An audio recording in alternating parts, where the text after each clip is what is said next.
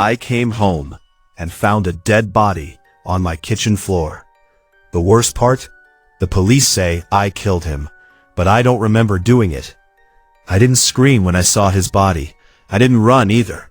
I just stood there in the doorway of my kitchen, staring at Daniel Harper, face down on my hardwood floor, blood pooling beneath him like something alive, slowly crawling toward my feet. The back door was still swinging open behind me. I had just come home, and somehow I was already the prime suspect.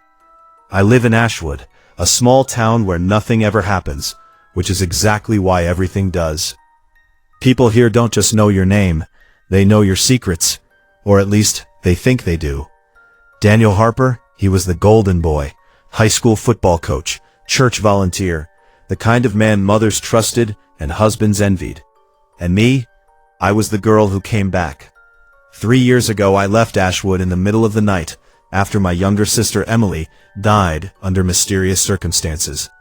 People said it was suicide. I knew better, but no one listened, so I left. Until last week, when I got a letter. It came without a return address, just my name scribbled in black ink. Inside was a single photograph. Emily, but not the Emily I remembered. She was sitting in what looked like our old basement, her face pale, eyes wide, terrified, and behind her, barely visible in the shadows, a man. I knew that silhouette. Daniel Harper. That's why I came back. That's why I was standing in my kitchen, staring at his dead body.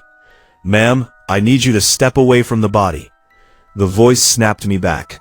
Officer Grant stood behind me, hand resting on his holster, eyes scanning everything. The blood, the knife, me. I didn't. My voice cracked. "I just got here." He didn't look convinced. They always say that. Within minutes, my house was filled with flashing lights and whispers. Crime scene tape wrapped around my life like a noose. Detective Laura Hayes arrived an hour later. She didn't introduce herself. She didn't need to. Her eyes said everything. "You did this." "You had a history with the victim," she said, flipping through her notebook. "No. You accused him before you left town." "I suspected him," I corrected. "Of what?" I hesitated. Because saying it out loud made it real. He had something to do with my sister's death. "And you came back to confront him?" I came back for answers. And found them with a knife? I didn't kill him, but the evidence said otherwise.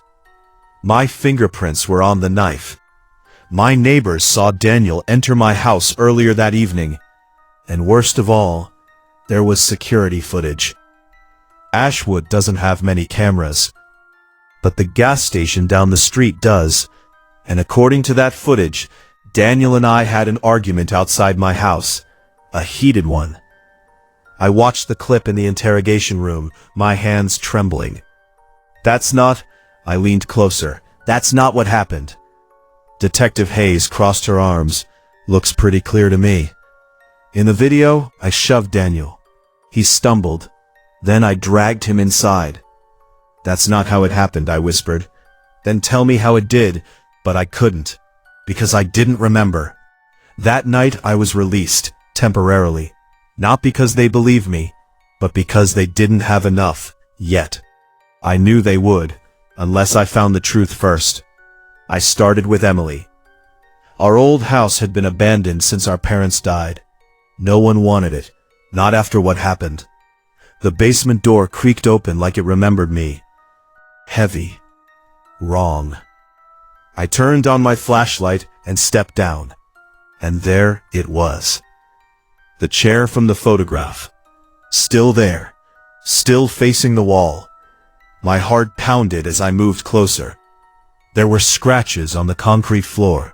Deep ones. Like someone had tried to escape. I swallowed hard and shined the light upward. And that's when I saw it. A camera. Hidden in the corner. Still blinking red. Recording. I ripped it down with shaking hands. The memory card was still inside.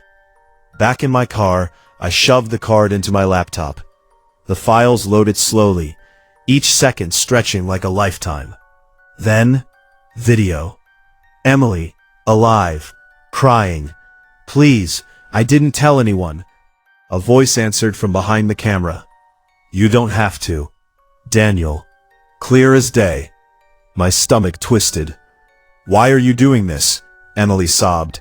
Because no one will believe you, he said calmly. They never do. The footage cut. Another file opened automatically.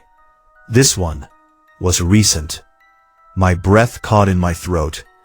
It was me, standing in my kitchen, arguing with Daniel. But this time, I could hear it. You ruined her life, I screamed. She ruined her own, he replied coldly. That's not true. You sound just like her. I lunged at him. And then, everything went black. I stared at the screen, frozen. Memory gaps, a voice said behind me.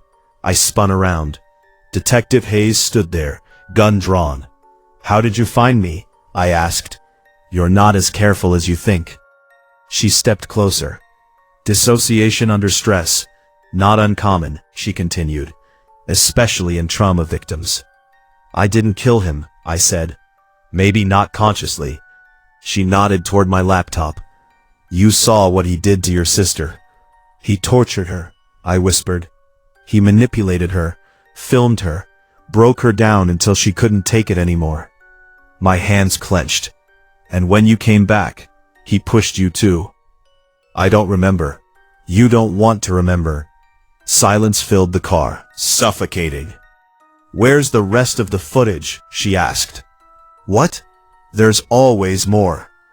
I scrolled through the files, dozens of them. Different girls, different dates, all the same room, all the same fear. This wasn't just your sister, Hayes said quietly. He's been doing this for years. My chest tightened. No one knew. They knew, she corrected. They just didn't want to believe it. I opened the final video. The timestamp was from tonight. My heart stopped. It showed Daniel collapsing. But this time, I saw everything. The knife wasn't in my hand. It was in his. He had lunged first. I had grabbed his wrist. We struggled, and somehow, the blade turned. I exhaled shakily. I didn't kill him. Hayes lowered her gun slightly. You survived him. The next few days were a blur. The videos changed everything. Daniel Harper wasn't a hero. He was a predator. And Ashwood? It wasn't innocent. It was silent. The charges against me were dropped. Self-defense. Case closed. But that's not the part that haunts me. A week later, I went back to the basement one last time. Not for answers. For closure. The chair was gone. The scratches, covered. The camera, missing, like it had never been there. I stood in the empty room, my pulse quickening. No, I whispered.